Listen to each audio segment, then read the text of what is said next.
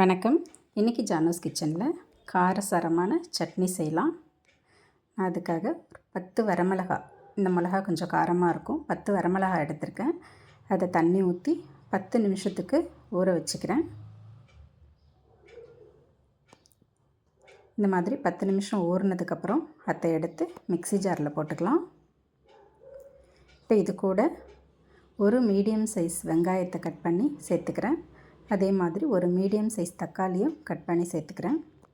இது கூட பூண்டு ஒரு 5-6 பல் பூண்டு தோலோடு சேர்த்துக்கிறேன். சேர்த்துட்டு இந்த சட்னிக்கு டேஸ்ட்டுக்கு தகுந்த மாதிரி உப்பையும் போட்டுக்கிட்டு இதை நல்லா ஸ்மூத்தாக அரைச்சிக்கலாம்.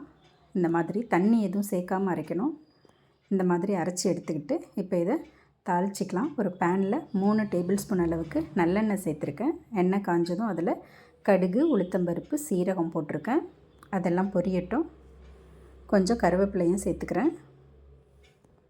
சேர்த்துட்டு நம்ம அரைச்சி வச்சுருந்த சட்னி எடுத்து அதில் சேர்த்துக்கலாம். இதை நல்லா லோ ஃப்ளேம்லேயே வச்சு நல்லா கிளறி விட்டுக்கிட்டே இருக்கலாம்.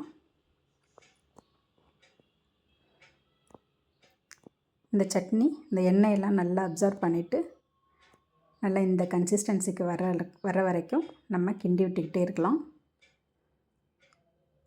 அவ்வளோதாங்க, சட்னி ரெடி ஆகிடுச்சு. ஸ்டவ் ஆஃப் பண்ணிடலாம். இந்த சட்னி நல்ல கல் தோசையோட சூடாக வச்சு சாப்பிட்றதுக்கு ரொம்ப நல்லாயிருக்கும். நல்ல காரசாரமாக இருக்கும். தேங்க்ஸ் ஃபார் வாட்சிங்.